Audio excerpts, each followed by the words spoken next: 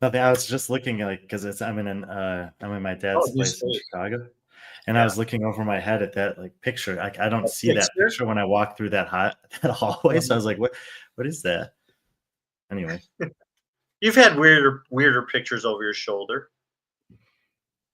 you talking about the mule? No, I missed that thing. Do you have that hanging up in your apartment? Your new place?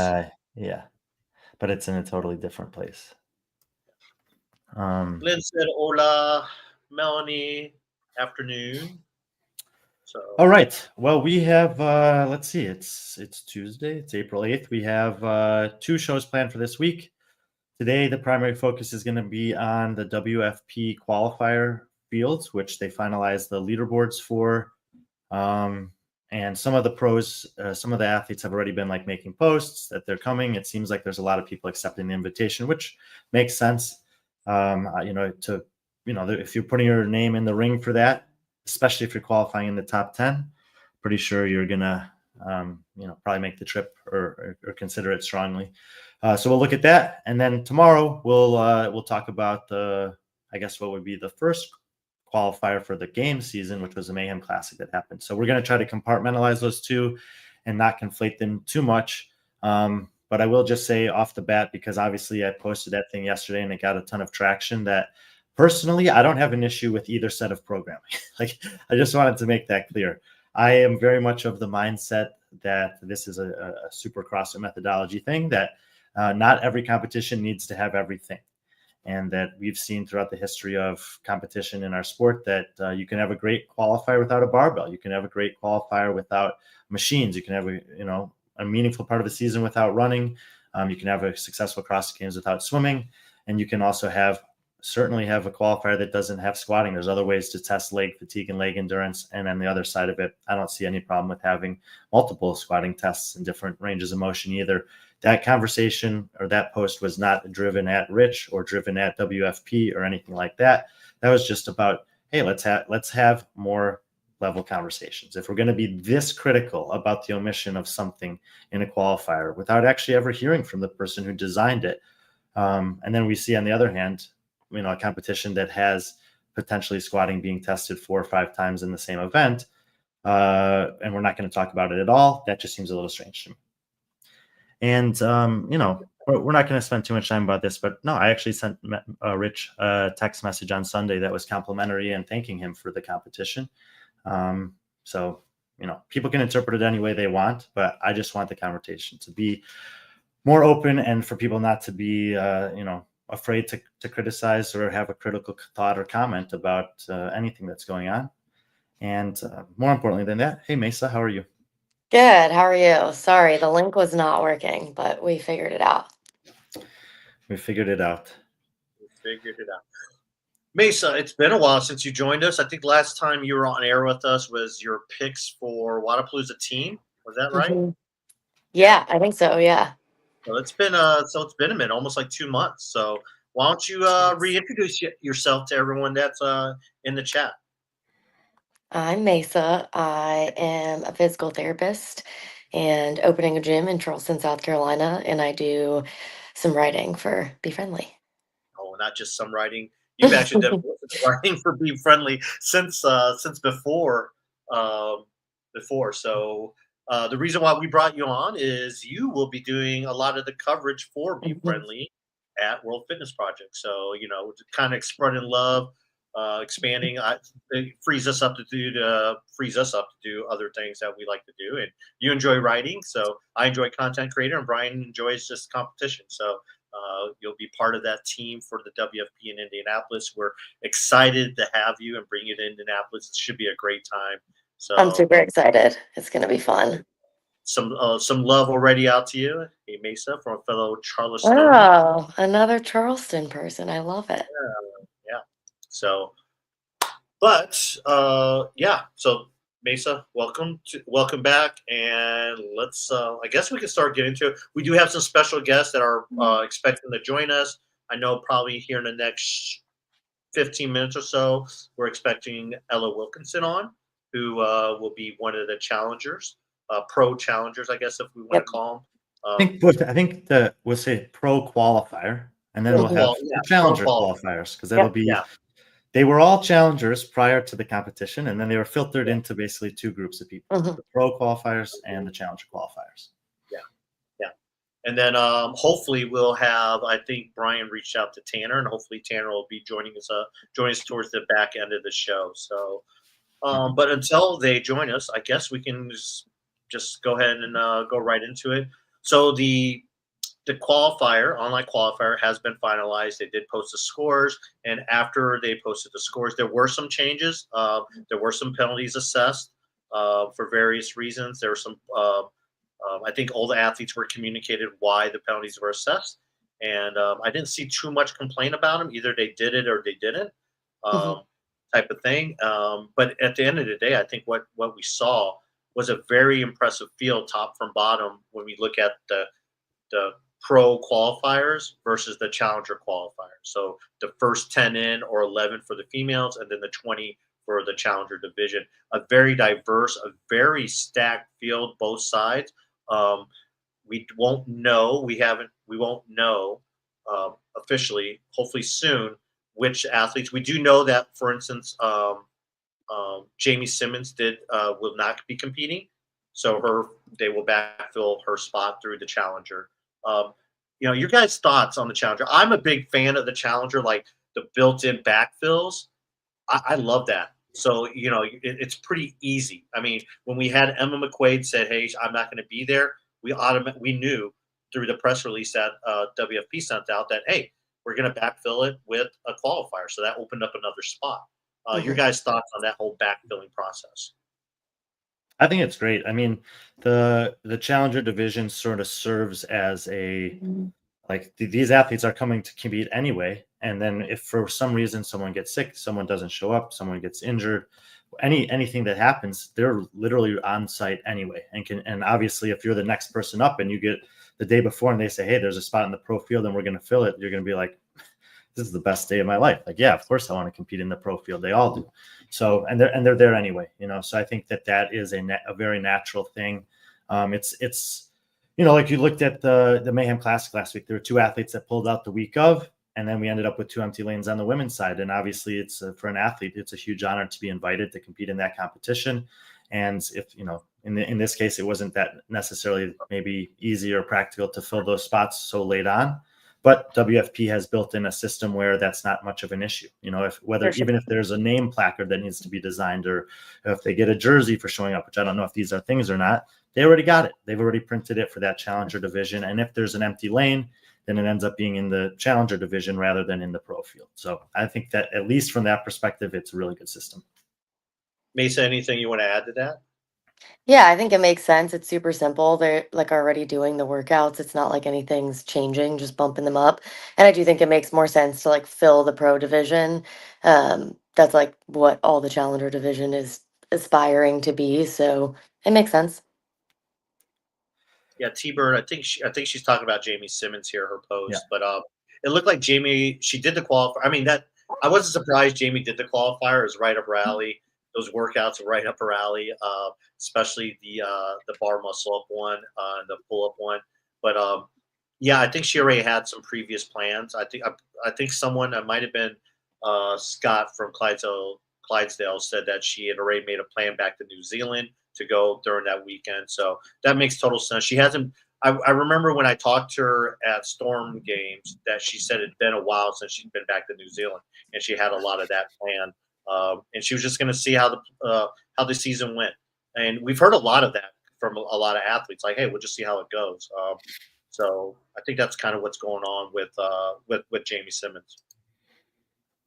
Yeah, and I mean, look, it would have been nice to see her in the field. She's had a ton of competition success in the early part of this season, and obviously at the end of 2024 in Dubai as well. But she's often competing in a spot where most of the best women in the world aren't traveling to compete. So it's kind of the nature of an event like a World Fitness Project Tour Stop or the CrossFit Games, is that you bring sort of the best from different regions together to compete. And right now she's amongst the best that's competing regularly in the Middle East. I think she may have even referenced on that post.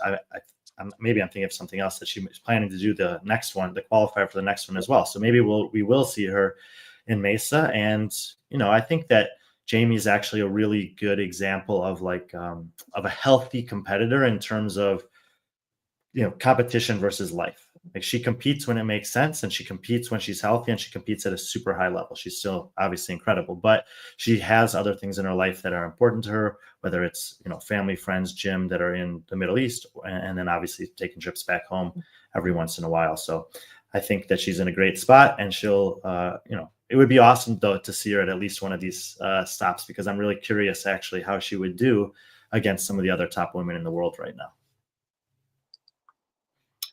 So let's just go dive right into it. Like I referenced that press release. They did say in the press release that due to Emma not competing in Indianapolis, but she does plan on being ready for Maysa. Let's hope that she is. She's one of the 20 originally signed athletes for this season. Obviously, that will not be the case next year, as there will not be any signed athletes. They will all be competing equally this year for that pro card. So you won't have what you had this year, but they needed that first, I guess, run of athletes to kind of set the field. But we'll go ahead and start off with the women, since we're talking about Jamie, and talk about who we could just talk about the first 11. Like I said, we do not know outside of Jamie, if any of these athletes have denied or rescinded some of them. Some of these athletes have actually said on their social media that they are competing, or they did accept their invite. I know they had till this past Monday, yesterday. Yeah, is that yesterday? Yeah, yesterday, to make their and this is just for the pro qualifiers, as we're calling them. So I've been asking around a little bit. I haven't heard of anyone else on the women's side or the men's side actually that's declined. I don't have a guarantee on that, but I think that they're all planning to be there. Yeah, which is cool. I've heard the same thing. I don't know, Maysa, if you've heard anything different from your Charleston connections. All the connections over here. No, I mean, I figured that they'll be announcing it if anyone were to pull out, they would announce it. They've been pretty on top of it so far. Lynn, we will talk about her. You know that I'm a big fan, and we will talk about her when we get down to there. But let's go ahead and start with the winner. We kind of briefly talked about this when we kind of did kind of like our initial recap of the qualifier. But Andrea Solberg kind of just kind of won 2 events. Pretty much dominated a fourth and two first. Wins with 10 points. I don't think that's any surprise there. Brian, let's just say, any surprises in the top 5? Not really. I mean, I would say Ella Wilkinson, I thought, could definitely qualify for the pro field. I didn't necessarily see her finishing second on this, so obviously we're going to have her on here in a minute and get a chance to talk to her about it. I think Lexi Neely is still a little bit of an unknown for me of just how good she is, and also, I feel like there might be, if you showed me 10 workouts, there might be one that I could pinpoint that she would do really well at, and one that I could pinpoint that she might not do well at. But I haven't learned enough about her as a total athlete yet to really say, like, oh man, with these 4 workouts, I expect her to beat. I mean, especially when you start looking at some of the women in the 11 through 25 range, like, I thought she would be closer to on the edge, like 10, 11, 12, 13, than up here in the top 5. Andrea, Annika, and Fee, to me, this makes a lot of sense.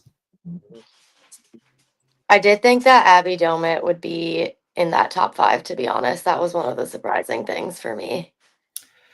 Well, that's, I think, and she's not in the top 20 here, or top 10 or 11 here, but I think that that's a great name to bring into this conversation in terms of just where we're at with the women's field in general right now, more on a global level. And I think we're going to see this in Indianapolis, in the challenger field, and also in the pro field, is that it's just totally wide open. And when you have competitions that are 4, 5, or 6 events, the programming is going to matter. And it's going to matter to the point where you could have people who, with a certain set of programming, could be threatening for podiums, and with a different set of programming, could be sliding down into the middle or bottom third of the pack even. That's how that, because, when you look at these leaderboards, look how tight the points are. It's we can't see all of it here, but after the top 2, it's not much, like from 32 points down to 9th, Jamie, it's like, that could come down to like 1 or 2 cleans, or meters on the, like 100 extra calories per hour, 50 extra calories per hour on the rower on one of your intervals, with people just sliding in there. So I think that, especially, we just saw Abby do so good this weekend. Yep. We know that she's done well in the past in these live kind of 5-6 event competitions, but she didn't do as good at the game. She didn't do as good at Wadapalooza. Then she didn't do as good here. So she's seeing this kind of up and down, and I don't think that's her. I just think that's the volatility of the women's field. For sure, I agree. And I think also, like, seeing her this weekend, she's clearly like a competitor that's going to do better in person. I think there are like a lot of athletes that don't do well in online competitions or as well as they will when they're live. Yeah, and she's an athlete that now has to make this sort of decision, because she didn't qualify. I think if she made the pro field for Indianapolis, that's an easy no-brainer. I'm going to go compete there. Let's see how I do. In the challenger field, already coming off a great performance this weekend, getting one of the earliest possible invite to the games, like that's a huge deal. We used to talk about this in the regional era all the time, that if you qualify in the first week, you have those 2 extra weeks to prepare, and you can really kind of plan a really solid training. But if she chooses to do the challenger at WFP, how will that affect her at the games? And so her and her team are going to, I would imagine, have this conversation. Well, if we do it, that's an extra live competition, so we get some more experience, but we also get some fatigue on the body. If we do that, we're basically chasing one of those top 5 spots because we want the extra money. We need the points to stay in the mix. And if we do get one of those top 5 spots, then we're almost definitely going to want to do the qualifier in July, which will set us up for Maysa. But how will that impact our preparation for the games? So she's in a sort of unique situation, because there's only her and Fee amongst women have earned qualifying spots to the games right now. I don't even know. Since they qualified, do they even have to do the online semifinal? No, they do not. Oh, no, they don't have to do it at all. They're done. Their season's done. I mean, their semifinals done. So I think that the scenarios for Abigail in particular here are curious. I'm very curious to see what she decides to do. I feel like she's going to sign up and do it, but I'm not certain of that. Yeah, Brian, I think we talked about this yesterday pretty briefly. It's like, why not? I mean, she just did an online semifinal. She doesn't have to do anything, like you said, here on out. She's not signed up for any other competition. So basically, she's just sitting around training until August. Why not give another high-level competition in?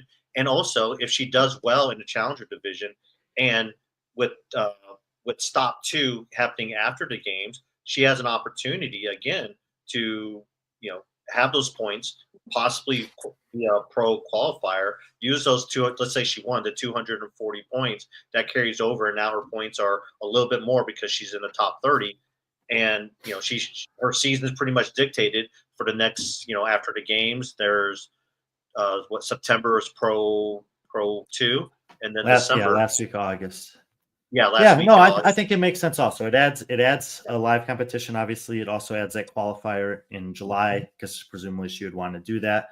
But I think that there's ways to integrate that with a run up and a preparation for the games. That's as long as she has that makes sense. So I'm hopeful she does it, because I want to believe what Will has said, is that, like, we've looked at the points and we think there are scenarios where someone could place top 2, 3 in a challenger in one of the tour stops, get into the pro field, and that could still be good enough to get them into the finals. And she's certainly a very, one of the candidates of this list that would come to mind for that. Yeah, sure. Because all the 11 athletes we're talking about here, there's no guarantee that they are going to get a spot in the top 10, because we're assuming Emma McQuaid's going to be back for Maysa, the top 10 for the next one. So I mean, these are great athletes, but like you said, there's some great athletes after them that those next set of workouts for the qualifier might favor them. The people after the ladies or the men, in either case, it might favor them more in the next workout. They might be in the top 10. And guess what? Now you have this really weird, like, point system that everyone's going to pay attention to, because what happens when you get to Copenhagen? The points double. So I thought something I wanted to bring about Fee, and I'll bring this up about Colton, but I think from a women's side, Fee has probably had the most impressive 30-day run of any athlete up to this point, if we want to count this year. It's just someone who finished second in the Open. She finishes fourth here, and then she, and turns around and does a live qualifier and finishes first. I think it's just, this is the best version of Fee, Brian. I know you have a really good relationship with Fee. Have you talked to her since Mayhem Classic or before Mayhem Classic? What has changed about Fee? And then after that, Maysa, you can talk about like what you've been most impressive about when it comes to Fee. I do exchange some messages with Fee here and there. She's like one of these people that like maybe her name is just the definition of a friend. Like she's just always positive, she's uplifting, and anytime she sees something going on, it feels like she's reaching out to people. I don't think that it's anywhere close to an accident, the massive amount of support that she got following the performance she did in Cookeville this last weekend. Like she is just that person who's kind to everyone and spreads positive energy. After the competition, the conversations I had with her is how sore her legs are. She's like, she posted she didn't want to walk up the stairs, and she's taking an elevator this week. And she said basically that was the theme of the weekend. The legs were absolutely trashed. I didn't necessarily feel it on Sunday, which is good, but Monday morning, absolutely, I was feeling it. So she, the other thing that I had talked to her about is, and she posts about this too, is they've been putting in the work, and we sort of alluded to it in our pre-show last week that this is the type of coach-athlete relationship that gets my attention. Like Matt has had a lot of success working with athletes over a period of time, and the time frame of when that kind of jump to the next level takes place that's not the predictable part. It's just he has a track record of doing that. And so I will be excited to see if she can replicate performances like this. She goes to WFP. Like, what's a comparable performance against the WFP field? It'll be 6 events instead of 5, but it's pretty similar to volume of work. But it's a better field. So, like, is a top 10 finish in the cards for Fee in Indianapolis? And if that's the case, that's pretty notable compared to where she was at a year ago. So I'm excited by it because it seems like whatever they've been doing has kind of taken that next step. I just don't know how big of a step it is yet. Now, remember, sorry, Maysa, I know I asked you a question, and I'll get to you. And here I'm interjecting, but do remember that Fee has already beaten some of these women in the WFP field, and I'm looking at specifically Mana Nonganese, Haley Adams. These are people she just beat this past weekend. So who knows? Maybe she takes that confidence into the live. Hey, that she can beat some of these signed athletes, and she's already proven that. So, Maysa, your thoughts on Fee? What's the ceiling for her when it comes to the live competition? Like I said. Yeah, I was very impressed, but I did have her in my thoughts as someone who was going to qualify. I think she's obviously been on the scene for so long, and in the time she hasn't qualified for the game, she's been right on the cusp. Like, it's not like she's far off. Her weakness is strength, and that's something, like, she's so naturally gifted. Obviously, I'm sure a lot of work goes into it too, with like burpees and conditioning and any type of just like straight fitness. And strength takes time. And I think we're finally seeing, like, people are like, oh, work on your strength for a year. That's something that, like, 5 years, 6 years of working on strength, it starts to pay off and you see it. And I think, like, I was at Syndicate last year and she did like pretty well in the sorry, I don't know why that happens. I talk with my hands too much. She did very well in the snatch event for her. And I think it's like when strength starts to come, you build confidence. It's easier to do good when you start to do good in strength events. You like approach things with more confidence. And you could kind of see it throughout the whole weekend. I know it wasn't like extremely strength dominant, but even with like Heavy Isabel, it was like very much ran her own race, stayed in her own lane, had a confident plan.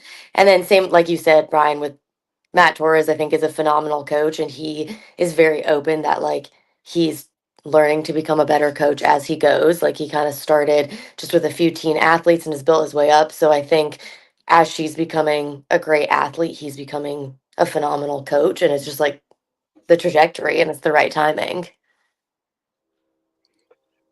Let's talk about, so those are like the top 5. Let's talk about the next, I guess let's talk about the next 5 before we talk about the 11th. But, we can talk about the 11th. So looking, and that field consists of Lydia Fish, Linda Keesman, Trista Smith, Jamie Simmons, who's no longer competing, and Emily Rethwell, Bar Thurman Moe. Not a lot of familiar names there, unless you're a big fan of team competition and games rookies or high quality semifinalists. Is there a name out there of those athletes that stands out to you, Maysa? That's like, hey, this is someone that can contend with those top 20 assigned athletes. I mean, I think Trista Smith, you can't count her out. She's just like on the up and up. I saw her like at Wadapalooza, a lot of different things. She's fit, she's strong, she's so young, her ceiling's so high. I think I was surprised Emily Rethwell was in there because she's so fit, but I think strength has been an issue, and this is her first self-proclaimed like individual season, like she's going for it. And I just think she beat out a lot of good athletes to get into that top 10. So that'll be interesting to see if her strength is, up to par with these athletes. Well, I know I just asked you who you're impressed with in the bottom 5, but let's talk. I want to bring it back to an athlete that we were impressed with in the top 5. Where's she at? She should be coming on any moment now. There Can you hear me? Oh, hi. Hello. Sorry. The Wi-Fi might be a bit unpredictable at the gym, but I'm just chilling outside. No, you're doing great. Or here, let me get rid of this and get you. I don't know what I'm doing. Okay, here we go. Sorry, no, you're good. You're good. Let me move you over to here. Sorry, it's been a while since we've had a guest on. Ella, Hi. Congratulations, first off, for WFP making it to. I mean, have you been to Indianapolis before? Thank you. No, I've literally been to America once, and I was like 14 years old, and it was when I was a gymnast. So different sport and different state. So it should be exciting. All right. Brian, you said earlier that you weren't surprised by Ella making the top 10, but you were surprised at how well she did. You want to tell Ella why you're surprised? Well, I mean, Ella, I'll say this: like, when I looked at the women who had signed up for this competition, this online qualifier, it was a really impressive group of women from all over the place, geographically, kind of at different stages of their career. And I was telling Patrick, I wouldn't have, like, if you told me prior to the competition that Ella Wilkinson made the top 10, I would believe it. But if you told me she'd finished second, I'm not sure I would have bought it. Do you think that that's fair, or do you assess yourself like that when you sign up for these things? I feel like it's hard sometimes because I try not to overthink the field, if you know what I mean, because sometimes I do overthink and I'll get in my own head quite a lot, and I feel like I can be my worst enemy at times. But I just kind of went into it and I was like, it's just an experience. I'll try it. I never normally repeat workouts. I usually one and done everything, or I'll try and one and done everything because I don't want to relive the pain. But this time I was like unsure because obviously the road qualifiers tend to be really, really competitive, and I had a feeling that it would have been similar to that. So I kind of pulled my finger out my arse and made myself redo 2 of them. And yeah, it paid off. I didn't expect to finish where I did. I kind of thought I'd be like top 20. But yeah. See you later. But yeah, I'm really, really happy and I can't complain. So yeah. So this will be now people. I've been a fan of yours probably about 3 years ago. You kind of popped up on my radar, and the reason why Snorri, at the time Snorri signed you when you're still a teenage athlete and said, "Hey, she's someone to watch." But you've kind of been on the shelf. You've been dealing with some injuries. Can you talk about some of the injuries and why you're what has led you to this point right now? Yeah, so I've been doing CrossFit a while. I started as a teen in 2016, and I never really had a year in the teenage division, just because I was like 4 months in, so it wasn't enough time to really pick everything up. I'm really sorry, there's a car alarm going off. So I'm just going to walk over this way. And then I started with my coach, Steve Fawcett, in 2020. And when we were like 3 months in, I got a pretty bad Achilles injury. I snapped my Achilles fully. I'm really sorry if there's a lot of back noise here. It should die down in a second. No, it's fine. And then that was kind of convenient with lockdown, to be honest. If I was going to get injured, I kind of see it as like that would have been the best time. Just because obviously gyms were closed, everyone had their own struggles, so it wasn't easy for anyone at the time. And then I kind of said to myself, I was like, if I don't want that to be the reason why I could never give it a proper go and see how far I could get. So that kind of motivated me in the past few years. And then gymnastics wise, I have like no ligaments in one of my ankles because I just kept tearing them and this, that, and the other. So that kind of carried into CrossFit at the beginning, but that's not so much an issue now. And yeah, and nowadays I'm just kind of like a less is more type of athlete. So trying to just maintain a decent amount of volume without it being too much on my body. So that's how I've managed to kind of keep injury free over the past few years. We've heard athletes talk about this for years and years, and that can be difficult to be sort of the less is more mindset, because you can sometimes, even when you don't want to, you can get word of other people who are doing all these things. What is it? Is it a group of people or some kind of mental stuff that you have that helps you stay on track with what you think is best for you, regardless of what you see? To be completely honest, I just listen to my body. So like if I go to the gym one day and I am absolutely wrecked from the next day, I'll just look at whatever I've got programmed and I'll think, is this going to be worthwhile or useful or helpful? Or if my body is telling me I need not a day off, but I need something a little bit lighter, I'll just do it. And yeah, I feel like I've got a good balance. My coach, when he was competing, was quite similar. He made semi-finals again like 2 years ago, and he was literally training once a day, and he did so well. So yeah, I think not volume isn't always the way forward for me personally anyway. And I think obviously people are genetically different as well. And I know that my body's not great with volume. So I train smart is what I'm going to say. Let's rewind about a year. Last year at the semifinals, I think, especially maybe the international market, got to see you kind of maybe for the first time. You had a really good day one of competition. Really, I mean, it was a pretty good competition overall. You came up short of the goal that I'm sure you had for that weekend. But where were you at following semifinals last year, and what has been like the playbook since then? So last year I didn't expect to do as well as I did. I think I never really believe in myself that much. I always just, because I used to compete, because I had quite a break between the semi-final season and like sanctionals back in 2019. I was always kind of like last in the field or like near last or towards that end of the field anyway. So I kind of the past few years haven't really known where I would stack up, if you know what I mean. So last year was a big eye opener, but at the same time, to kind of get that motivation to go again, I struggled with. So after semi-finals, I found it quite hard to get back into training. I went from like 0 to 100 quite quickly, and it was just a bit too much too soon. So yeah, I just think like the past, I don't know, I've been chipping away, and I've kind of just said to myself, as long as I go in and I hit each day with intention, then like however good I come out, then following season will obviously be like a reflection of that. So that's kind of what's kept me going. But yeah, I've kind of just played it by ear, and whatever opportunities have kind of come up my way, I've give it a go. Hey, Maysa, you heard her talk about some of her struggles with injuries and then also dealing with it. You as a PT, do you think that she's doing all the right things? I mean, obviously, it seems like it is, but you as a PT, what would your recommendation be? Or do you say, hey, she's doing all the right things right now?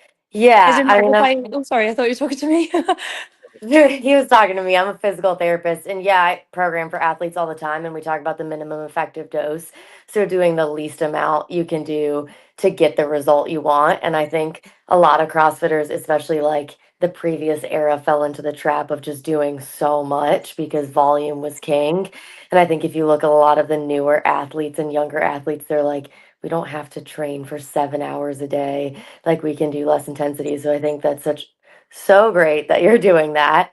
Um, Question for you. Did you plan to do WFP prior to seeing the workouts, or did you see them and you were like, these are really good for me? Or what was your thought with that? So when it was first announced, I remember just speaking out with my coach, and he was kind of like, well, it's a new thing, like we might as well give it a go, like why wouldn't we, sort of thing. So it's been in the pipeline to do. I've just kind of continued to train as normal, just chipped away at the same stuff, particularly like the strength stuff. And then I would say that the workouts that came up were very good workouts for me. Like I'm good with a heavy bar, like a heavy percentage of my max, shall we say. I'm not great with a top end max, but that 70 kilo clean weight was like, Yep. I'm okay at that for a weaker athlete, say. So other than that, the workouts were pretty good for me. So I kind of it was exciting to be able to really test myself. But yeah, it was in the pipeline from very much the moment it was announced that it was going to be like this new thing. That's awesome. Was WFP always, I mean, obviously you just talked about it, but I mean, what's your other season look like? Obviously WFP is going on the same time as French Throwdown. Did you invite to WADFest or any one of those competitions? Are you still looking at the game season as potentially something you're still interested in doing, whether it be through the online semifinal? And how do you just balance that? So I think for me, the only issue is the timing of everything. So Wadland I qualified for, and then obviously I've had the intention of doing the online semis, and then French Throwdown, regardless of the World Fitness Project, was to be the weekend after. So that's 3 back-to-back weekends.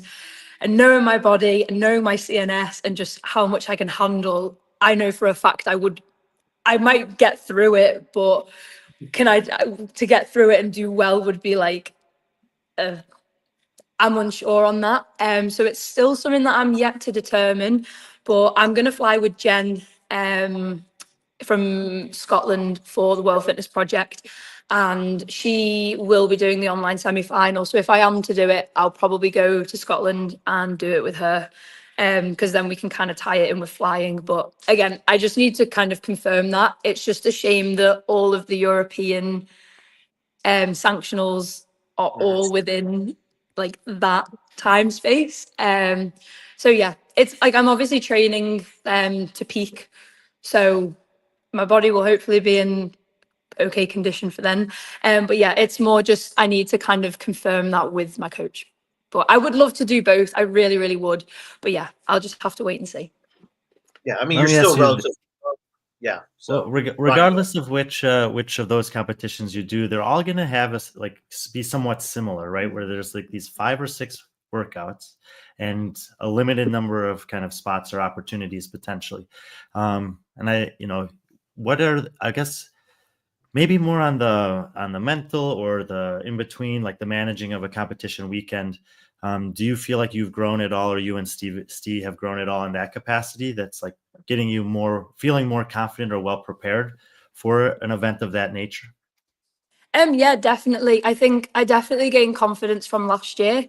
It sounds weird, but I found that being in the first heat on the second day of semi-finals really messed with my head, just because I know only one event kind of Like the determined. top heat, right? Like the best heat. Yeah, so Yeah. obviously like that first event went really well for me, but I am quite good at like say compromise running, which is kind of what, like obviously I was the clean and jerks in the run, and I knew that would be an okay workout for me, but again I was like I took the season out the year before, so I was fresh into the field again, so I just didn't know what to expect.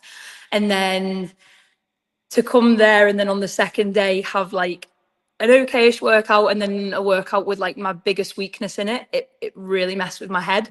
And I almost felt, especially on I think it was the toes to bar double under front squat workout, I was almost too intimidated to try and race, if you know what I mean. So I feel like I almost undercooked it and was like, no, I'm sticking to my strategy, I'm not doing anything differently. Whereas like obviously coming out of that weekend, it's definitely given me a lot more confidence. And then obviously I had the functional fitness racing later in December, which was obviously a slightly different field, but still to be able to kind of go into that with not really training specifically for it, it gave me a little bit of a confidence boost, and it kind of helped me figure out where certain things were for me, like my strength. Like I'm always going to be one of the weaker athletes, but to not have that be costly in a field of strong girls still, like gave me a good indicator. So it's definitely given me confidence, but yeah, I'll probably feel a little bit intimidated still going into Indianapolis just because of the field of girls I'm against. But again, that could just be me needing to believe in myself a little bit more. And you've done quite a few live competitions. Since semifinals, you did Fit Fest. Well, granted, it was a fun competition, but you were there competing against some of the. Some of the women you're going to be competing against were your teammates with, and then competing against on the world team, which is predominantly the American Canadian team. So you've got to meet them, you got to see them, you got to see that they're real people, not someone that you look up to, have fun with. And then this is something that where we got to actually talk a lot was the IF3 event, and I kind of wanted to bring you back to the IF3 event. One, why did you do it? And two, what did you learn from it? And did that help you with your confidence going forward, especially as an individual athlete? I think I remember it was, when was it? I feel like the trials were in August, or I could be completely off timeline here. I just remember, so Jack Cornthwaite is pretty involved with the IF3, and he's also very involved with JST Compete. So he kind of spoke to me and was like, listen, do you fancy giving this a go? And again, I just kind of was getting not bored, but obviously when you're just training, I'd already taken a full season out the year before. So I think it's good to like kind of grasp opportunity to get myself out there as well.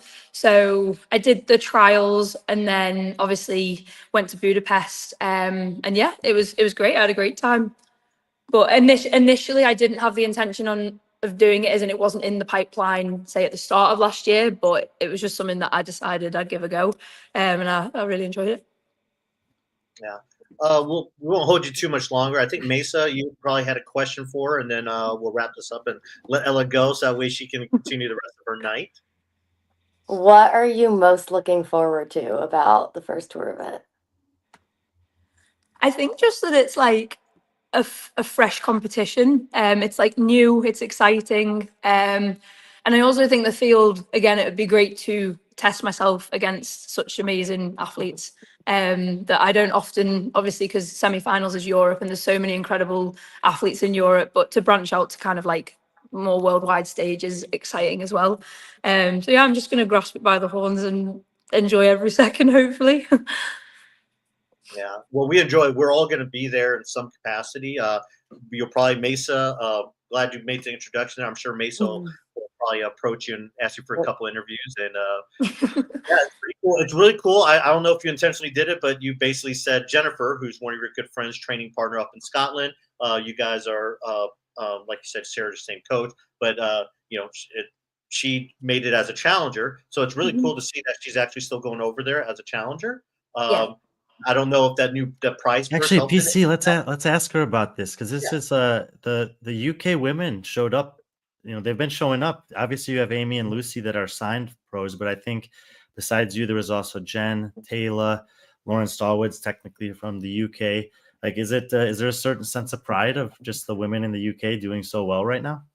You know what? I honestly, like, I was saying this to someone the other day. I was like, the women's side in the UK is actually stacked. Like, I don't know. I feel like maybe when I wasn't as well developed of an athlete as I am now, I was kind of just chasing, like, can I finish top 10 in the open and whatnot? And I always obviously saw, like, I mean, Sam Briggs was like, she's someone that I looked up to from like when I first started, really. But initially I felt like I only really knew Sam Briggs as like a big standout name from the UK. And then like to fast forward to now, like, I mean, Lucy's doing absolutely incredible, as is Amy. And like, yeah, it's great to see like the UK out there a lot more kind of on that stage. So yeah, it's great. Well, here's another thing that's great. You got a new fan in CJ. So thank you for coming on today. Thank you, CJ. Ella, before you go, are you a football fan? Pardon? Are you a football fan? I feel like everyone asks me this question. So I live just across the water from Liverpool usually, but I'm in Wigan. And the first thing everyone says is, who do you support? And I'm not really... Wait, do you mean football as in like UK football? Yes. You don't mean like rugby? Okay. Just- Yeah. I don't really follow it, but my dad and my nan are big fans and they're big Liverpool supporters. So I feel like for them, if I was into football, I would have to support Liverpool. Okay. All right. I just went to my first. I was in London. I was in the UK this past weekend, and I went to Birmingham for my first Premier League match. So Was that just- Liverpool and No, it was Aston Villa versus Nottingham. okay, well at least you didn't see the Liverpool one because Liverpool actually lost that day. So I almost went to the Manchester match. It was Manchester City versus United. So, oh, but okay, okay. but no. Again, thanks so much. We look forward to seeing you in Indianapolis. Thank you. I wish I could tell you, a good place to eat in Indianapolis or all this other stuff, but I haven't spent too much time in Indianapolis, so it'll be fun for all of us to kind of see this, and we're all going to learn at the same time. So, again, thank you for coming on. No, thank you. Stay healthy, and good luck with the rest of the season. We'll see you in Indianapolis. Thank you very much. I'll see you guys out there. All right. Bye. That was cool. I think that that comment was right. She's probably pretty well known by people in the UK, but not too many else worldwide. And obviously, a super impressive performance. And she's in the mix. It seems like there's a lot of women that we can say that about, and she's certainly amongst them. Mhm. Yeah, it was really cool. Like I said, I've had a chance to get to know her pretty well this season, and just a you brought up such a great point about like kind of future of UK, and I know it's something we've talked about. Like we didn't know it was basically Sam Briggs and then Emma, who's from Ireland. And then Taylor Howe we thought was going to break through, and she has kind of, but she's kind of older compared to like Jennifer and even Lucy. But it's really cool just seeing this new batch, and hopefully the guys can step up. I mean, we had David Soronki, Zach George at one time. Everyone thought he was going to be one of those up and coming athletes, and I think there's a name out there, and we didn't get a chance to talk to Ella about it, but Tom Kingdon is a name to keep an eye out on. He's I believe 23 years old from the UK, has a lot of promise, but yeah, just pretty cool. Let's Patrick, let's pull up the women's field one more time. Just look at the last two women there. Obviously, with Jamie out, Uda is going to be getting an invite to come as the 11th, or she was 12th, but would bump up to 11, which means that Vor Thurman Mo and Oda Ludkvam, tough last name, but I've been working on it, will join actually Andrea Solberg from the Krieger training camp over there in Oslo into the pro field. If you haven't seen Vor or Uda ever compete before, and you're curious about what they're good at or what their potential is, I would encourage you guys to go back and watch Dubai Fitness Championship from December. They both competed there individually, and prior to that, they'd pretty much exclusively done team competitions. So for even for Patrick and I who knew them, it was insight into where they're at when it comes to entering into this wide open women's field. And we will have an opportunity to talk more about them in depth when we get closer to the competition. But they definitely have skills that can make big impacts towards the top of the leaderboard on specific events. And I would say on an individual side, the potential in terms of the top end potential is still unknown for the two of them. Yeah, I mean, I agree. I mean, Maysa, I don't know how much you know about these athletes, but if I'm a person that doesn't know anything about these athletes and they told me, hey, these are Krieger athletes, then my mind automatically goes, then these girls are fit and they're probably really good at doing burpees and probably really good at doing like bar muscle ups, anything on a bar, and probably can move a moderate light. Just classic CrossFit is what pops in my mind. I mean, is that what I say when I say, hey, these are Krieger athletes? Is that what kind of comes to mind? Yeah, I mean, I think also there's quite a few of them, even on the men's side, that are in these top 30 challenger. They're like as a camp have grown a ton, and yeah, they're just good at fitness, like grindy fitness. Yeah, I mean, just like their coach, Kristen Holton. hmm Let's take Patrick. Let's transition over to the men's side. This person I think is Marsh, pretty new to the chat. I have seen your comments. We just wanted to be respectful of Ella being there on the leaderboard, and I know you meant to say CrossFit here in this comment, but Just really quickly, it's not the focus of the show, but we are not anti-CrossFit. CrossFit has changed our lives, just like almost everybody else that we know and associate with. Personally, I'm not supporting Dave Castro's spot in the games anymore, and that has been a difficult thing for me to figure out exactly how much and not to do. But in no way are we opposed to what CrossFit is at its roots, which is, in my opinion, the most impactful health and fitness initiative that the world has ever seen on the community level, and also has an incredible potential to pull communities together at a competitive level. I think those two things point to each other. I think it's extremely sad the way that things have developed in the last year, and particularly 8 months to the day since the passing of our friend Lazar. But this is, this is a narrative, if you're being exposed to, that people are writing about me. It is not who I am. Anyway, we're talking about the WFP qualifier, so we'll get back to that. So I brought up Fee having probably the most impressive last 30 days for the women's side. The guy that we're about to talk about has probably had the most impressive 30 days. Colton Mertens, who won the Open, won this World Fitness Project qualifier, and then comes back and basically, was contending all weekend to win Mayhem Classic, comes up just short. But this was a race. This was a competition where he probably wasn't favored to win in the Mayhem Classic. But nevertheless, over the last 30 days, Brian, you even have to admit that's pretty impressive what he's accomplished. What do you mean even I have to admit? Of course I'll admit it, dude. It's insane. And look, there's been this conversation over the course of really 10 years, and Savan is a big driving factor in it, of should we be celebrating the person as the Open as actually the fittest person because they have to beat this huge caliber of athlete. But it's a very narrow test compared to what we see at different stages of the season. We have seen Colton have winning performances in online qualifiers, and there's certain combinations that he's like lethal at. You see it here in the final workout when you give him especially some very specific gymnastic stuff with a moderate weight barbell. He's almost untouchable at this point. He did take when I'm thinking about Colton right now is when I look at the Open, when I look at the WFP, and when I look at Mayhem. I was talking with one of the top coaches in CrossFit this morning about just like, I'm still trying to figure out how good he's gotten in the last 12 months and where he's actually going to stack up against that field in Indianapolis. Someone had asked us about it last week as well.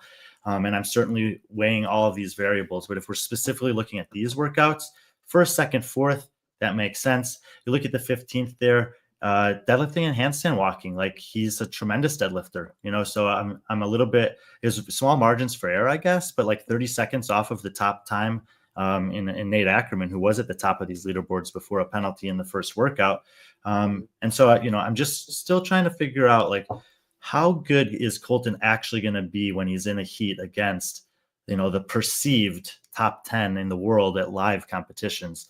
And quite frankly, I'm excited to find out, because he has continuously proved any doubter, which in some cases has been me, wrong. He's never accepted an excuse to prevent him from progressing on the things that theoretically he shouldn't be good at. And I think that as good as his performance has been mentally, what really stands out about Colton is that the physical resolve is almost unmatched.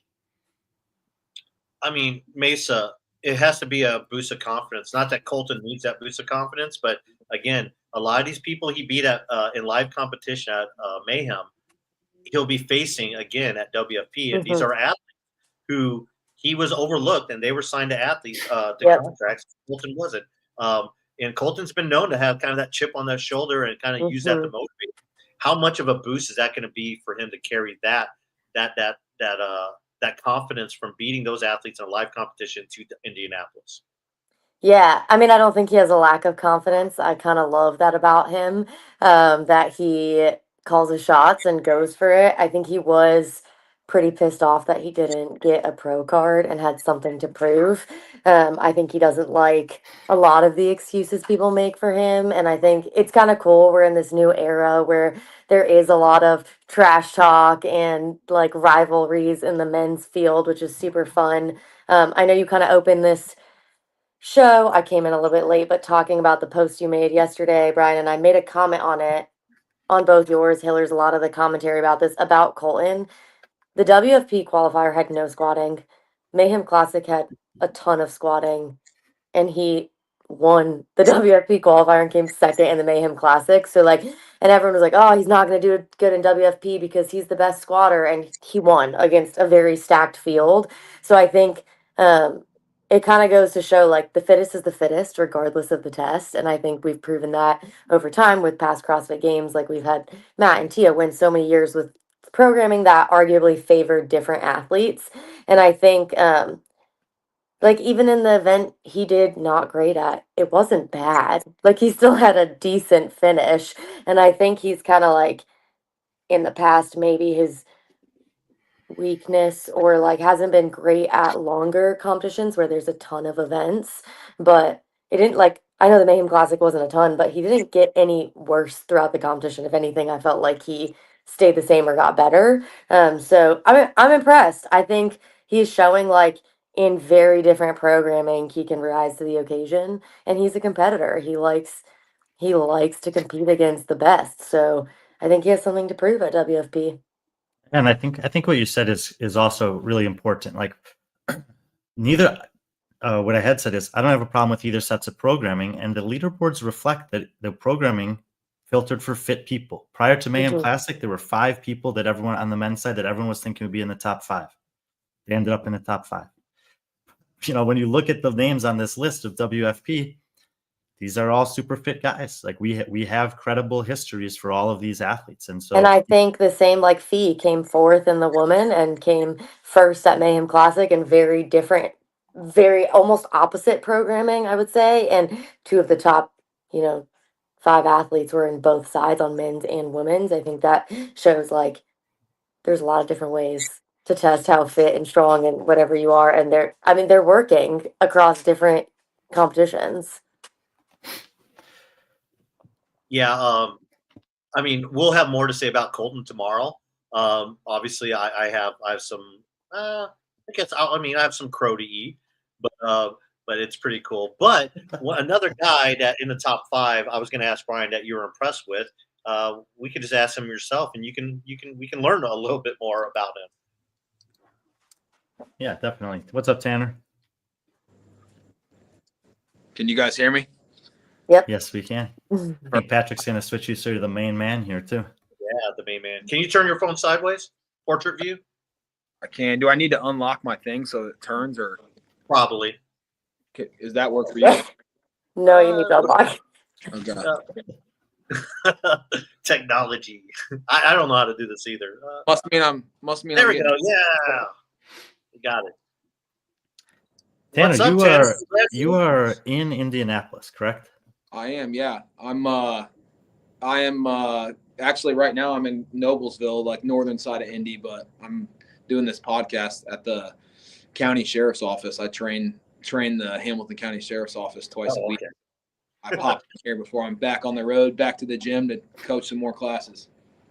That's really cool. I didn't actually know that. And I think that it's likely that there's people who will listen to this that may have seen your name pop up here and there, but may not know too much about you. So do you just want to like tell people who you are off the bat a little bit? Yeah. I mean, I live in northern Indiana, or grew up in northern Indiana. I've been here my whole life. Then moved to Indianapolis. I went to school down here, but then moved back here after the games in 2023. A guy that owns my gym, who I know you know, Brian, James East, great guy, great family, brought me to his gym, and I've been there since August of 23. So I live on the north side of Indy, and like I said, been in Indiana my whole life, and been doing CrossFit now for, I think this is my 5th year. Man, it feels like it's been longer than that. Like you must have came in and gotten pretty good real fast. Yeah, I was fortunate. I think 2019 was actually my first open. I didn't know what I was doing, but I luckily I think was like 200th in the world, and that's kind of when actually Brian Wong, I had done that open at his gym, and I had beaten him, and he's obviously a great athlete, so he was like, "Yeah, you might want to look into this." Brian Wong, who's a games champion in the Masters division. For sure, yeah, and so that's kind of how it started. And then 2020, everything got sort of canceled. I did Wadapalooza on an elite team in 2020. Max Elhaj and Kyle Ruth had asked me, like, last minute. They said, "Hey, do you want to do a team for Wadapalooza?" And I'm like, "Sure, I don't know what that is." And they said, "Good. Well, the qualifier starts tomorrow." And so I had to like get a camera, and they tried to get me all ready to go for that. And we ended up Who were winning. your teammates that year? It was Nick Hecht, who's now Masters, Kalarina Key, who's now like Tactical Games, Yeah. and then a girl named, I think her name was Ashley something. She was like had a chance to potentially compete for a podium spot as a Masters athlete on the games that year, but had gotten hurt. Or you know what? It was her, and then or maybe it wasn't her. I think her name was Missy Herman. I think she missed the game by like a spot because she took off her shoe or something in an open workout. And so they disqualified her basically. But we had a pretty fit team. We won that qualifier and ended up, having fun in Miami. So that's it. But then 2020 canceled everything. 2021 was my first kind of real season where I felt like I was getting into the sport, and I was fortunate to make a semifinal that year. So Granite Games. Yeah, Granite Games. I have a document here that has all of the results from Wadapalooza team division listed in my street is Nick, you, Annalise Moore, and Ashley Schaefer. Yeah, so Ashley was the girl I was thinking of, and then Annalise Moore backfilled like last minute because Missy Herman got pregnant, and so she couldn't compete. So we picked Annalise was like I think 17 years old at that time, but she held her own. Dang. And now you're here, and now you've a few years later, it seems like coaching is your profession, and then you're also chasing the athlete dream at the same time. Yeah, for sure. It's I definitely, when people ask if I'm a full-time athlete, no. My training definitely doesn't look like what a professional CrossFitters does. But I know that. I mean, I'm totally at peace with that. If I never make the CrossFit Games as an individual, I won't lose any sleep at night. And some people would say that sounds crazy to hear, but just my purpose is kind of beyond that. I'm much healthier and happier human when I'm kind of doing multiple things and pouring into different people. And I actually don't even coach any CrossFit clients myself, just because it helps me have more balance. I do it so much that I don't want to spend time doing CrossFit when I'm not doing it. So I still coach a lot of clients online, but it's more just general health and wellness. And I work with a lot of athletes that play ball sports, stuff like that. How'd you get linked up with the sheriff's department? Yeah, we do a benefit workout every year called the End of Watch workout in June, and we partner with them, and essentially it's to raise money for Hamilton County, and then it helps buy kids like Christmas gifts in the wintertime or whatever across the county to support them for the Sheriff's Office Foundation. And I think their sheriff saw me doing the workout with the group, and I obviously was pretty fit, so I want a guy to train our guys. And we just kind of ironed out the details, and I think I've been here 8 months now working with these guys. And it's about to expand actually to 4 days a week, so it's been really rewarding for me. I love coming over here and working, and any employee within their entire ecosystem can come. So I have 60-year-old female secretaries. I've got guys that are on the emergency response team. Wow. So it's cool. Have you been blessed with like a volunteer badge that looks like a and you just show that to get in bars for free or something? I haven't, but I guess if I get pulled over, we'll find out what it means. That's great that you're doing stuff like that. Hey, when you get a chance, if you could send Brian over like some information on that fundraiser, we'd love to promote that for you guys as well, and let people know about that. Especially since WFP is coming around the corner, and I imagine, I mean, that's why you're here, that you'll probably have quite the fan section coming out to see you compete in your, I guess, hometown. Yeah, for sure. Not quite my hometown, but I definitely feel like it by now, just with my gym being here. And there's some of my very best friends that have never really gotten to see me compete. They'll definitely be there. So when I found out that it was coming to Westfield or Indianapolis, I definitely kind of was more interested in it than I was initially, just because it's in my backyard. And so, yeah, just I've been getting Is incremental. that kind of surreal? Like, I mean, I would guess that like in Indianapolis, most of the people that really don't understand that like the best and fittest people in the world are coming to you. Yeah, for sure. I think that I think they are a little bit not delusional, but just unaware. I guess. I mean, we have a decent CrossFit, I guess, awareness here. There's some good athletes here, but we've got some great affiliates here that have been doing it a long time. So I think people are aware, but I don't think people know, even within my gym necessarily that the very best are coming, just a hop, skip, and a jump away. So I think some of the executive team was down in Indianapolis. Did you get a chance to see them at all when they were there like a couple Yeah. weeks ago? Yeah, they came in and I've met with them a couple times, just obviously partnering with the gym and doing stuff, different engagements and things like that, which I think I'll be involved in as an athlete now. But the conversations initially were just about how our gym can be involved and things like that. That's cool. I think that, some people are critical. Some people are curious about what kind of WFP is doing, especially when it comes to the community side of things. So I didn't know if you'd had gotten any insights because it's this place that they've actually been able to travel already. Yeah, I'm not super in tune, with what they're doing from like a business standpoint or sort of like an affiliate standpoint, things like that. I just know kind of in relation to what they're doing, with the event coming to Indianapolis and wanting to kind of make that a success with it being the first one and how they're trying to get involved with affiliates and have athlete engagements and stuff like that at the different locations. That's kind of really all I know.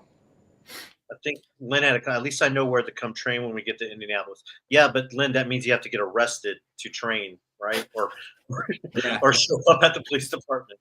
Yeah, she can come to CrossFit Westfield is the name of the gym, and I know we're going to be doing some great stuff all week, and it should be a fun environment. So anybody's definitely welcome there. Tanner, tell us about these qualifier workouts because I mean it's a really impressive list of athletes on both sides that signed up for this. Obviously, you had some increased motivation, but what was it like doing these workouts and waiting for the results, waiting for the reviews, and then ultimately seeing you kind of achieve the goal?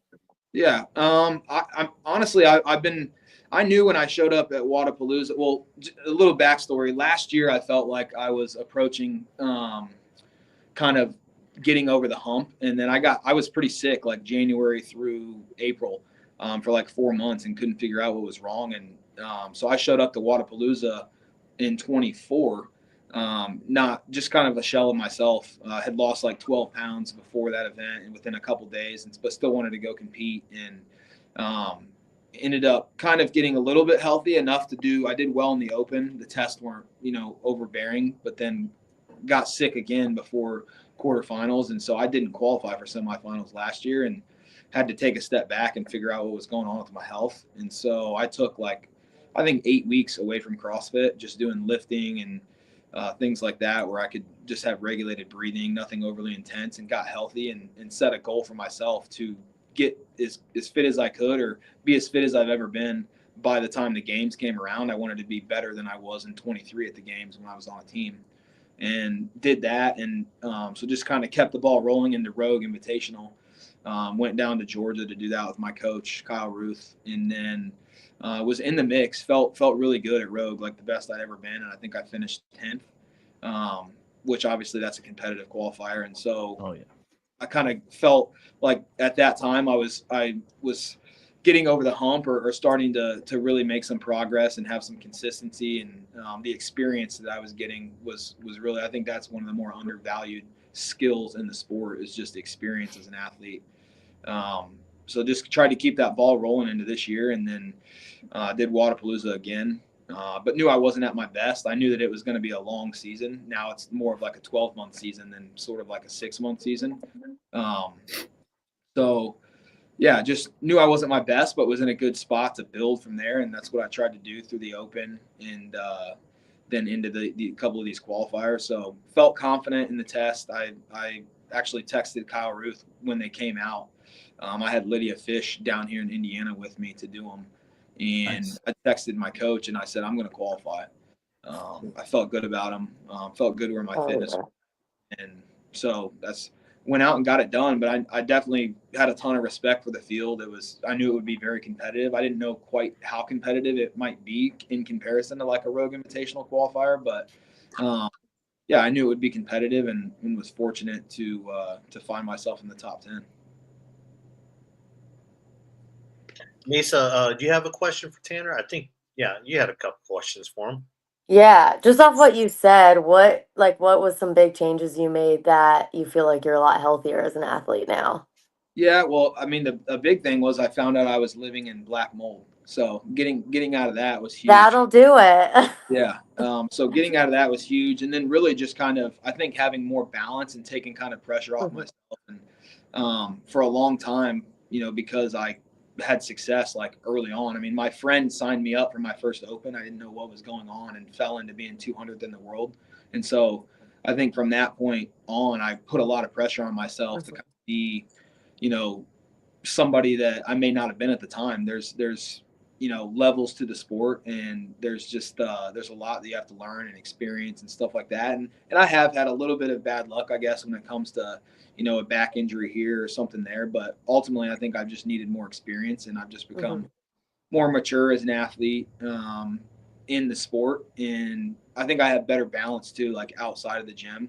I'm at a point in my life where I've just got a lot of stability, and I've just been, more mentally happy and healthy. And I think it's allowed me to have my cup filled more and be able to pour into what I need to in different places, which has made me a more dangerous athlete, I think, in the gym. And it's just taking kind of the pressure away from it. And like I said, if I never make the CrossFit Games, I'm not going to lose any sleep. CrossFit doesn't pay my bills. I do this competitively, but I don't do this as a living. So keeping that perspective is important too. I love that. Tanner, man, I know you got a super busy day, but appreciate you taking some time out of it to give us some perspective. I think this is a huge accomplishment. You and I have talked a couple times over the last couple of years, and it seems like, you've alluded to it. You've just been like waiting to make that sort of breakthrough. So I think putting yourself in the mix here in Indianapolis is a huge accomplishment, and I'm excited to see you on the floor. Yeah, I'm looking forward to it. Definitely. I was so busy today, I didn't actually really get to train much. I did Nico's triangle because I had like 45 minutes class. So I said, what can I do? We'll bring some intensity. I just traveled back from Tennessee yesterday. I was down there with Alexis and JD. They both were obviously competing, one in age group, and then Alexis obviously was at the Classic. But got back from that, and it was busy right away. It's spring break week for our coaching staff, so all of our coaches are gone. So that means I get to cover a little bit more than normal. Couple extra shifts this week.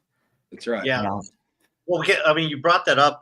Can't let you go without asking it. But how has having Alexis there, because it seems like she's been spending a lot of time there as a training partner, how much of that I think has elevated you as an athlete?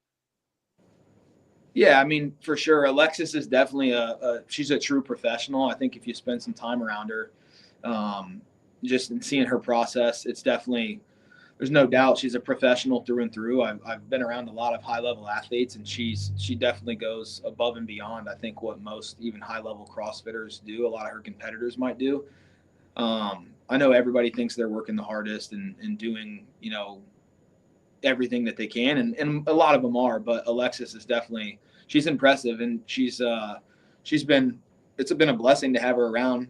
She came and trained in December, and it was a great vibe. And she was wanting to be closer to home, which is about 3.5 hours from where I'm at. And so we just started to talk, and some different things aligned, and it just kind of made sense. She's always wanted a male training partner, and I was willing to kind of, be here for her with what she needs to kind of accomplish her goals. And we've got, fortunately we're not limited on resources here, and when it comes to a facility and things like that. So it just made sense, and it's been honestly much better than I even expected. So having her every day, certainly you're not going to get any less fit. So that's been a help for sure. And we're hoping to continue to build. I know her weekend didn't go how she expected or how anybody else expected it, but that's how it goes. And I'm confident that her story is far from finished this year. So I think you guys will see that too, and hopefully with myself as well.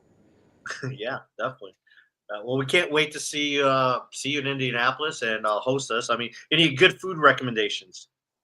That's another change I've made. I stay in my kitchen quite a bit if I Oh, can. okay. So we're coming to your place. Gotcha. Yeah.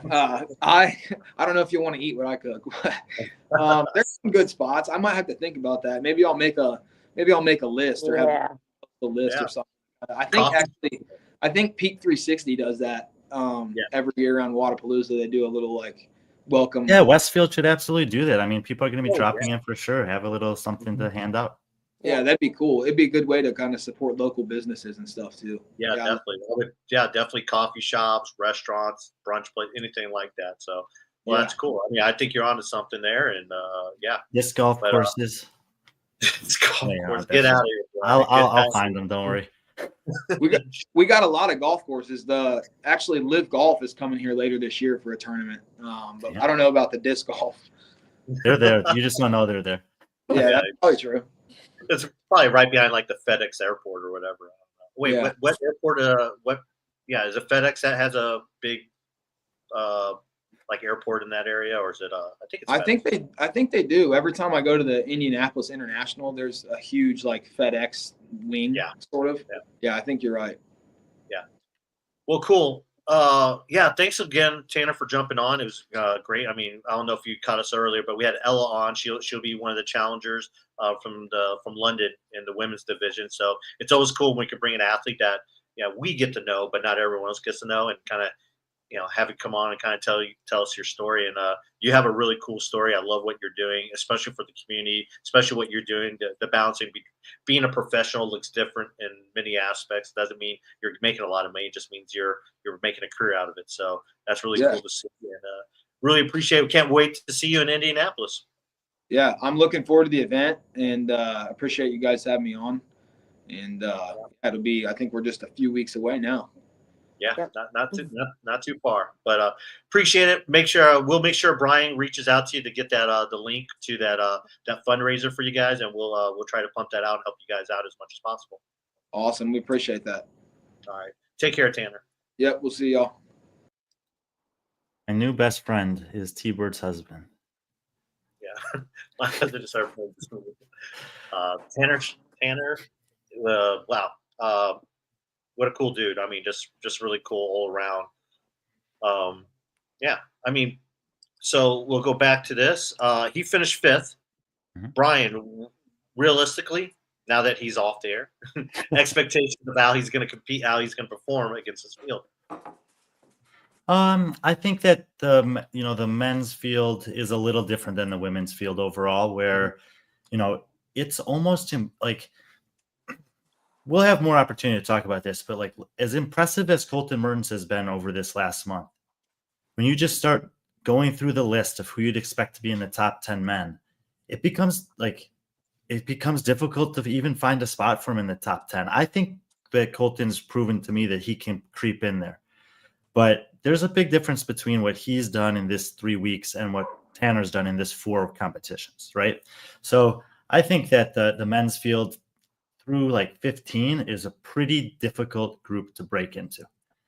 But at the bottom half of that, like 16 through 30, I think there's a lot of opportunity. And so I would say as close as Tanner can get to middle of the pack would be a great weekend for him, but more than likely it's going to be in the bottom 10. The men's field is very strong at the top. One thing we forgot to mention is like, it pays to be in that top 30.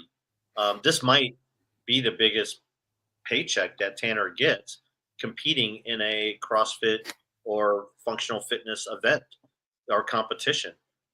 Because I mean, he's guaranteed. I think the bottom 5 get 1,500, and then it's like, and then it's like 2,000, and then I mean it goes up. So I mean, it helps, and we'll talk about it when it ends the show. But especially when you have no travel costs like he has. Exactly, that just goes right in the pocket, so that's pretty cool. And it sounds like he's mostly cooking like ramen and potatoes at home. So I don't think he's spending a lot on food either. Yeah, probably. But I like ramen, so it's good. It doesn't cost. Let's talk about. Annual Kai. I don't think it's any surprise seeing him in the top 5. I mean, Brian, we talked about this in our earlier preview show of the field. I mean, it's this is something Aniola's right. He's that's the same weekend as one of the European. Well, I would just say semifinals. this: if you were going to pick one person from this list of qualifiers 1 through 10 that I was going to put money on to get a pro card by the end of the season, right now it's a coin flip for me between Colton and Annual. Like, they are the front runners. That if I was one of the male pros, I would be like, okay, those are guys that they're not just here, like they're actually threats. Yeah, definitely. I mean, these are two guys, especially. I mean, Colton, with his history of being at the games, but obviously not having the best season last year. But You'll having a hell of a season last year, and then a hell of an off season. Same with Colton Mertz. Both those guys are easy contenders to receive one of those pro spots. So they have added incentive to be here. And like I said, if I'm one of those top 20, those are the two guys I'm looking at. Nate Ackerman, we talked about him. He's from your neck of the woods into Chicago area. Former team. I actually saw his brother yesterday. Oh, okay. Yeah. Former team champion.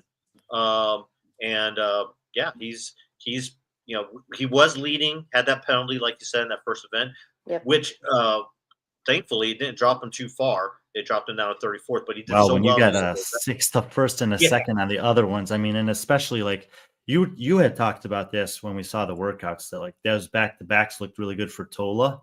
He beat Tola on both of those workouts back to back. Like, that in and of itself to me is like green flag or red flag if you're his competition, that like this guy who on paper might not be the same Colton Mertens, Annual Kai resume or like perceived threat.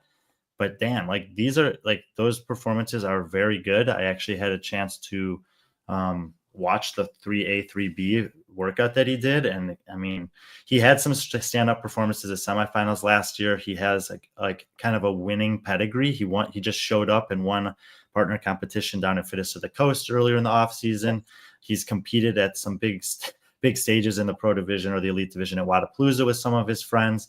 He's not afraid of the big stage. He's not afraid of going out hot on workouts. He's not afraid of success. I'm like super intrigued by Nate Ackerman amongst this group of guys. I am too. Like I said, it wasn't just Tola; it was also Tudor Magda, because I also thought those are events that Tudor Magda and Tola would probably go 1-2 at. But he beat them both, so that's pretty impressive. I mean, we really don't have to say much about Tola. I mean, we've said enough already. He's again. If I told you, Maysa, that Tola was a Krieger athlete, does that fit? Tola was a what athlete? Sorry, you cut out. Krieger athlete. Yeah, I mean, yes and no, because of the strength aspect, but that's just something he's had. I think like he's the opposite end of the spectrum from Nate Ackerman as far as like experience. He's kind of done it all, from individual to been team for a long time, coming back to Indy. I think it's cool. Like, he joined Krieger after being on team with Lena Rector, right? Is that how that happened? I think. I'm sorry, what was the question? I'm sorry. Oops. He joined Krieger after being on team with Lena Rector, isn't it? Yes. Yeah. So the agreement with 360, it was a 360 team that was coached by the Krieger coach Joachim. Got it. Yeah. He really vibed with him and their coach Seaman, and just really vibed with that culture. And if those that know Tola, I mean, Brian, I think we had a discussion about this. Like, every year, he's lived from Vegas to Miami to Reykjavik to now, Oslo. So the guy, he's been in like all the major camps. He just has like such good experience. I think that's gonna be on his side. I also think like when you're talking about Nate beating Tola, there's like 5 strong guys that he beat, like Jorge, Jack Rosema, Jack Farlow, like to beat all of those people with a barbell like that is super impressive. Yeah, it's very impressive. Well, we'll go down to the bottom 5 here. Well, I won't say bottom 5, but the next 5. Actually, Maysa, we'll go with you. You pick one of these athletes and tell us something about that athlete that we don't know. That you don't know. I don't know about that. Something you don't know. Yeah, I was honest. like with Nick Matthews, I kind of um thought that he might be on the end of his career, and then seeing him like perform pretty well at the Mayhem Classic, kind of win his heat in Isabel, I think it was heavy Isabel. Like he just did good all around, and he's a proven athlete now, I believe. Looked pretty good at Wadapalooza. Like it prior to seeing him at Mayhem Classic, I was surprised he was in the top 10. And then seeing him, I was like, it kind of makes sense. And then I think Chris Ibarra is just kind of up and coming. He's joined Proven now. He's young. He's got kind of won games under him and team games too. I think he has a lot of potential. Brian, I guess I'll leave it up to you. What do you know about Danny Camacho, and is he a contender? Daniel Camacho on previous leaderboards, if you were trying to find him and couldn't, I think that his CrossFit Games profile will be under Daniel Camacho. He competed at the European semifinal 2 years ago. That was when they took 60, finished in the bottom 10 there. He competed at Strength and Depth the year prior to that, I believe. So he's gotten some high-level competition experience in Europe, but in terms of traveling to the U.S., competing against the world's best, this will be his first opportunity to really do that. He's been training with Aniol. I think that they were, we heard Tanner talk about it, doing the workouts with Lydia, like having someone else that's of a fairly similar level to do them with. It certainly is a strategy that usually works pretty well. I would say probably similar assessment to Tanner, like, bottom 10 is almost definitely where you're going to find him, but that's not a bad thing just to get into this field. We're going to see in a second the names that didn't get into this field. So I would say huge win, and huge win for Spain. 3 guys in the top 10 here, all earning a trip over. Obviously, we just saw Fabian in Mayhem. It sounds like, based on his Instagram posts, that he's planning to come back. Maybe he can find a sponsor to just stay for a few weeks. I don't know. But so Danny Camacho, probably the biggest surprise of the top 10, but not without some sort of background that makes a little bit of sense. It's not like we've never heard of this guy before. Yeah. And I guess I'll go ahead and talk on Colin Bossard.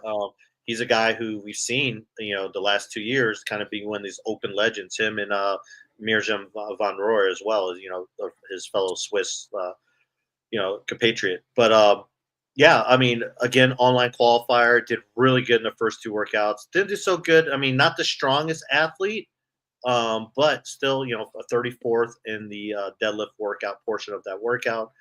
But he's someone, I think, you got to see him live at French Showdown, Brian, and and I got to see him live at IF3. He's someone that's still working.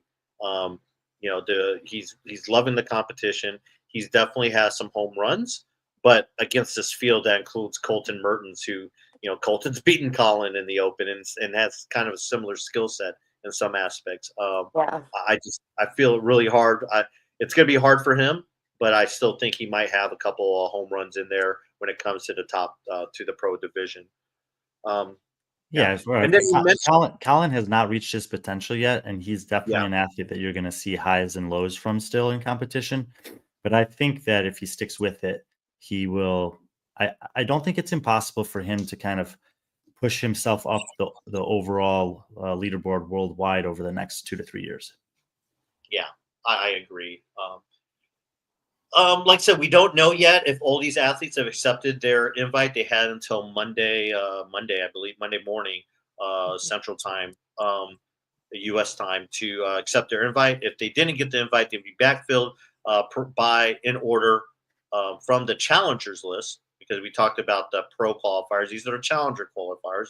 We mentioned Tudor Magda. He's another guy, just, fell victim to penalties again. PC. No, I'm thinking. Because I was thinking that, we've already been on for 90 minutes. Let's do another show about the challenger field at some point. Yeah, definitely. We were planning on doing more solidified, maybe a power rankings one, where we can maybe do power rankings of the whole field. The pro field and then the challenger field. Yep. So we'll give the invite process a chance to run its course. I think that the pros will, they should be hopefully announced relatively soon, and then they'll do the challengers. And by next week, I think we can, if we want to, we can dive in more, because there's 40 athletes in that field, and I don't want to just kind of skim over them too much. Yep. Oh yeah, I agree. I agree. I mean, I have a couple funny stories I wanted to share. We can save it for another time. But yeah, I mean, Maysa, you make some time next week to maybe come back and talk about Yeah, no, I'm just kidding. Yeah, of course.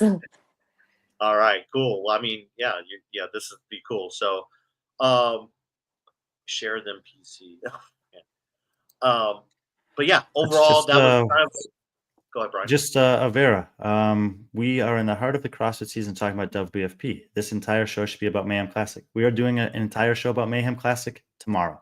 We are in the heart of what I would say is the competitive season. And there is the WFP and there is the CrossFit Games. And there's other competitions like Athens Throwdown going on that we're also going to talk about tomorrow. So we are very much in alignment with what we've always been about, which is when the competitive fitness is taking place, whatever part of a season or a standalone event it is, we try to do our best to celebrate the people who make those events possible and athletes who show up to compete in them. So this show is primarily on WFP. Tomorrow's show is going to be mostly on the Mayhem Classic. We will hit on Athens Throwdown, and we're going to continue to talk about both because they're happening, and there's great athletes doing both, and as well as many other events. Yeah, tomorrow's show I'm excited about. We'll have Brian and Kate will be on to kind of go over their picks, their predictions. Kate did pretty good, actually. I was really impressed by some of her picks. And then also we'll have some special guests. We reached out to a couple athletes that said that confirmed they come on.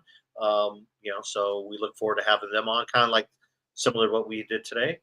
Bring a couple athletes on, ask them about their Mayhem experience. I'm really excited to talk about it. The Mayhem Classic. I was very, very entertained by it.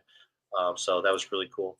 But yeah, just so the guy knows, we will also be having shows next week previewing Copa Sur, and we'll be looking at all of the events that are happening around the world over the next month. So if you want to kind of know what's going on with different competitions, we'll be talking about them. If you're not interested in some, that's okay, but we'll still be here. Yeah, exactly. Shout out to HCR CBD, as always, being our partner and helping us along the way, so that way we can do shows like this and continue to bring you cool stories and bringing athletes on and giving everyone a place to kind of talk about it as well. So, and a shout out to everyone in the chat. Thanks for being there. Thanks for the questions. Thanks for the comments.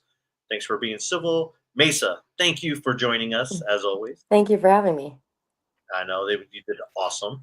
Make sure you use HGR CBD. Use code FRIEND20 with 20% off all your purchases on HGR CBD website. So with that being said, we'll see you tomorrow. I believe it's roughly the same time tomorrow, isn't it? Are we going? I believe the same time, right? Yeah, very close. Maybe an hour off. I can't remember. Yeah, it might be. Yeah, I think it might be noon Central. Yeah, we'll be on noon Central. So with all that being said, hey, I know it's only Tuesday. It's my Monday. It's Tuesday, but we have the whole week to still be friendly to all ourselves, everyone out there. And as always, be friendly.